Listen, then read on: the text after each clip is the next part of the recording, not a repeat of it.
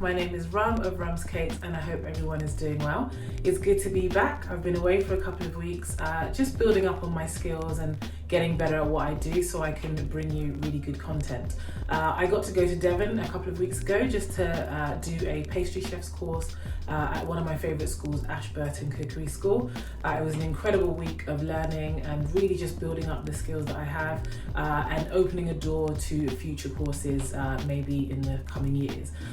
So now that we're back, we're continuing on in baking the things that we love, and you've been giving me suggestions and ideas, and I asked a few weeks ago what some people would like to see when I got back from my course. So one of the things that people have been asking for was scones. They're very simple, very, very easy to do, but you can then vary them. That's what I really like about them. So this week we're going to be doing two types of scones. We're going to be doing my cheese and mozzarella cheese, slow roasted tomatoes and basil scones, and then we're also going to be doing my white chocolate, blueberry and almond scones as well. So I'm going to show you two variations of the same recipe but with different fillings. It's been a wonderful week as well and weekend. I hope everyone's having a wonderful time enjoying the weather. Our family has had some really amazing times over the last week, lots of love stories in the air. So we're really having a great I guess a better ending to 2020, if you like. It's been a bit crazy, as everybody knows, but yeah, I hope you guys will continue to follow along in the things that I'm doing, whether you're suggesting ideas or you're even baking along with what I do. I really appreciate all the feedback, guys. I've been doing quite a bit of talking, which is not like me, so yeah, let's get to baking, guys. Right, so here are the ingredients that we're going to be using for this week's recipe. I'll work that way so you know exactly what we've got. So we've got some cubed unsalted butter. You can use salted if that's what you have, but make sure it's cold. We've got some almond, so this is ground almond. We've got some caster sugar, some white chocolate, and some mixed berries. So there's frozen berries in there. Use frozen, it's better than using fresh. And then we've got some slow roasted tomatoes, some cheese here, some basil, which I will rip up to put into the scone. I'm not going to chop it. Basil doesn't like to be chopped. We've got some buttermilk here, and in this bottle here, this squeezy bottle here, we've got our egg wash, which I'll show you what to do with. And then we've got flour with our dry ingredients, salt and baking powder in there. This is some extra flour for dusting when we're rolling out the scones. And then as far as equipment is concerned, this is what we're going to be using for this week. So we've got our bowl with our sieve, of course. We've got a variation of cutters. You can use whatever you have, or even a glass is fine. I've got a mini rolling pin. I've got a couple of baking trays with silicone, or you can use greaseproof. I've got a couple of scrapers and my trusty spatula. So this is all we're going to be using for this week's recipe, guys, and I hope you're ready to follow along. Let's get to baking. First thing we're going to do, guys, is sieve all our dry ingredients together. So I've got my flour, my baking powder and my salt in this bowl, and I'm going to sieve it together so we can get rid of any fine lumps. That is my salt, so I'm going to help that go through as well. I'm using coarse salt, so that will help with flavour as well. And so then with that, you're going to add your cold butter. Add that to that. Stubborn pieces of butter.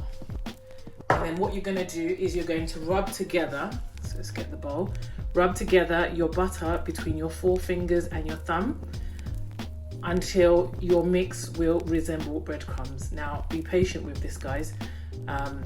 Be patient with it because it does take a bit of time, but it is worthwhile for the texture of your scones. So I'm going to get to this and then I'll show you what it looks like when it's done. So this is what the mixture looks like once it's come together. You will have some slightly bigger lumps of butter, but not to worry about that because they will melt away in the mix. So what I'm now going to do is, this is the basis for our scone mix. So I'm actually now going to separate this into two because I want to have half for my cheese scones and half for my sweet scones. So I'm going to split this into two bowls, and then we can start the making of the dough process. So one half of this dough will have the sugar in, and then the other one won't have sugar. So you'll be able to differentiate between the two. One will be sweet, and of course the other one will be savoury. So I'm just going to do that, and then I'll show you the next step. Okay, so my scone mix has been split into two. You'll notice this one is slightly more than the other one had, because this one is not going to have the addition of almond flour, whereas the sweet one will. So obviously I took out some of the scone mix to account for that. So now what we're going to do is we're going to add our wet buttermilk a little bit at a time. If you add all of it, you won't be able to take it out. It's easier to add than to take out. But you're basically just making this mix come together, only slightly. We don't want to squash it together. We want to be as light as we possibly can. As always, this is homemade buttermilk, guys. As you know, I like to use homemade milk and lemon juice. So as you can see, the mix is just starting to come together, but it's not quite there yet because we want it to become a full dough. So before it does that, this is the time where you can add your ingredients. So I chopped up my tomatoes to make them smaller so they'll go in nicely, and we're using 60 grams of mozzarella and cheddar mix, and also I've ripped up my basil, so I'm going to put that in as well. And then we're going to bring this together. You'll notice I've got another pot of cheese there. That basically is to put the cheese on top of the mix. So we keep mixing together.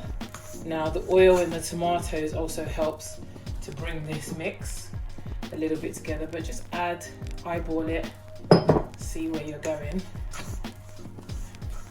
You don't want it too wet, but you don't want it dry either. So at this point, I've got to get my hands in, whether I want to or not, and just gently bring the mix together. And as you can see, it slightly clears the bowl. At this point, I'm going to rest this in a bit of cling film whilst I do the same process with the sweet dough, and I'll show you how I do that as well, and then we'll start to shaping our scones. Right, the cheese scone mix is actually now in the fridge in cling film resting, so in the meantime we'll continue on with our sweet mix. So this sweet mix has an addition of almonds, so we're going to add that first, like our flour in a way. So that will bulk up the scone mix and just give it a bit of a mix. These things are really, really good, by the way. They just help. It's a scraper. You get it for like £1 or £2 on Amazon or something like that. And then you add a little bit of sugar. Now this sugar is meant to be for the entire batch, so don't use it all if you are splitting your mix like I am here. Otherwise you'll end up with shortbread and you don't want that. You want scones. So you eyeball it according to your level of sweetness. I've not used all of it. Then I'm also going to add my buttermilk now at this point, like we did before. Start the mix off, only add a little bit at a time. This is not a lot of flour mix, so if you add too much here, you're going to end up with, well, I don't know what you want to call it, but it won't be a scone mix. So once again, you can always add, you can never take out, so add a little bit at a time. Homemade buttermilk, of course, and at this point, before it gets too dry, add your white chocolate and your berries. And again, the wet in the berries will help to make the mixture come together, so you won't need as much milk. The measurement of milk is just a guide, but sometimes you need more than what's even on the recipe, so use your eyes, common sense, etc. Just going to add just a little bit more, a little bit of dry flour there. I'm going to try and avoid getting my hands into this one. This one is quite messy, but it's coming together nicely with the scraper, so I think we're good. So I still want there to be a little bit of white of the scone, so I'm not going to go any further than this, otherwise the blueberries will completely dye the mix. So I'm going to wrap this in cling film, let the scone mix rest, both of them, for about 10 or 15 minutes in the fridge, and then we'll come together and start to shape our scones and then bake them. All right, guys? Okay, so we're back now with our cheese scone mix. It's been in the fridge for about 10 to 15 minutes. and it's lovely and light. It's become quite big because of the baking powder and the lemon juice reacting together. So I'm going to be using this marble tabletop to roll out the scones. So what you need to do is put a little bit of dusting flour. This is just plain flour, it's nothing special or anything like that, onto the mix as well. Now with scones you don't really roll them out as such, you kind of press them out with your hands, but if you've got one of these tiny little rolling pins, you can use those, and basically just move around your mix. You want the mix to be about just slightly thicker than a pound or a £2 coin as such. If it starts to stick, put a bit more flour, but not too much because we don't want to dry out the mixture. You can see what I'm doing? Yeah. So we're gonna, I think I'm happy with that thickness. You just want it to be even all the way around, so pat it out with your hands. It's the easiest thing to do. And so now you can choose what size cutter you want to use. There's no rhyme or reason. Like I say, you can even use a cup or a glass or whatever. But because these are savoury, I kind of want to make a difference between the savoury and the sweet. So I'm going to dip my mould. I'm using a rectangle mould, if you like, and I'm going to cut the scone. Now, some people, I've seen them do this thing where they shake the mould to feel like it's gone all the way through. Don't do that, because you will ruin the scone. So just trust that you've cut it all the way through. Dip it in flour each time to ensure it doesn't stick, and just put it down. Don't shake it or anything like that. The beautiful thing about this mix, you can roll it at least maybe 2 times together, so you're able to make quite a few scones. And so then what we do is, as we would do, just gently, be gentle with the mix. There's going to be bits of basil, don't worry about that. We're not making these for the queen. So, and we're just going to put them onto our rack there, our tray with silicone on it. So if I bring the camera in closer, then you can see exactly, then you can see what I'm doing. So just, like I say, don't worry about it being 100%. This is for you to eat at home. We're not cooking for the queen. So, but if you want to be tidy and everything, by all means, go for it. I'm not saying don't do that, but they can be a little bit finicky. Is that the word? Finicky? I never seem to get that word right. And so we get the last of this here. And so I'm going to roll this back together, this mix that we have here. I'm going to roll this all back together, create another batch of scones, and then I'm going to show you what we're going to do next. Right, so we have 10 scones from that mixture all together. I'm not wasting anything, guys, so I'm literally going to cook the scraps, so we don't waste anything here at Rums Cake. So as you remember, if you remember, I mentioned we've got a bottle, a spray bottle with some egg wash. So instead of brushing on the egg, which is what we would normally do, I was taught that if you spray the egg wash onto your scones, then they keep their shape, and it's an even layering of the egg wash, and you decide how much or as little egg wash that you want. And now these are going to bake in a hot oven, as hot as your oven will let you. And they only take about 10 to 12 minutes. You'll know when they're done, when they're lovely and golden brown, with a nice shine on top, especially from the egg wash. And they'll rise ever so slightly. Things like this, they'll probably balloon a bit, but for the most part, they should hold their shape. So what I'm going to do is I'm going to roll out the sweet scones, show you what they look like, and then put these in the oven and then show you when they're done. Okay. Before you bake your cheese scones, don't forget to add a little bit more cheese on top. Now the advantage of the egg wash on top is that it will help it stay. I almost forgot the cheese. Honestly. Although there is cheese inside, so you don't have to add cheese on top, but hey, who's going to say no to a little bit more extra cheese? So yeah, add some cheese to the top of your scones. And with the sweet ones, we're gonna add a little bit of that leftover sugar so that they've got like a little bit of a crust as well. And then you'll be able to differentiate between the cheese scones and the sweet scones. This is optional, guys, you don't have to do it, but I like cheese.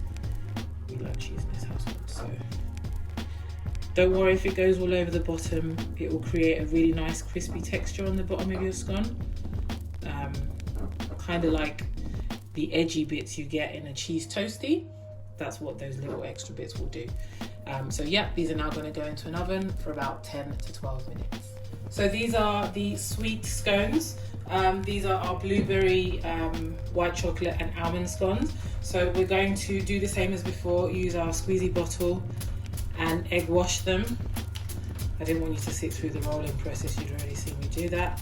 So again, as little or as much egg wash, spraying makes it even. And then that leftover sugar that we had from before, just sprinkle a little bit of sugar on each scone.